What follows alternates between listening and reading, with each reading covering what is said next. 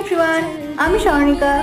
আজ আমি তোমাদের সাথে হুডি ডাইজের জন্য একটা সহজ আই মেকআপ টিপ শেয়ার করছি, যা সব ধরনের আউটফিট আর লুকের সাথে মানাবে।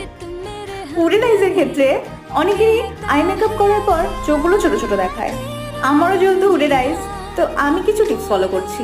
যেমন, আমি আইলিডে ফার্স্টে কাজল অ্যাপ্লাই করে নিচ্ছি, তারপর সেটাকে স্মাচ করার পর এবার একটা মিডিয়াম শেড ইউজ করছি, সেটাকে ভালো করে ব্লেন্ড করতে হবে। এবার একটা লাইট কালার আই শ্যাডো নিয়ে আপার পোর্শনে অ্যাপ্লাই করে নিচ্ছি। এটাকে কিন্তু সুন্দর করে ব্লেন্ড করতে হবে, যাতে করে কোনো হার্শ লাইন বোঝা না যায়। এবার হাইলাইটিং এরিয়াতে হাইলাইট করে নিচ্ছি।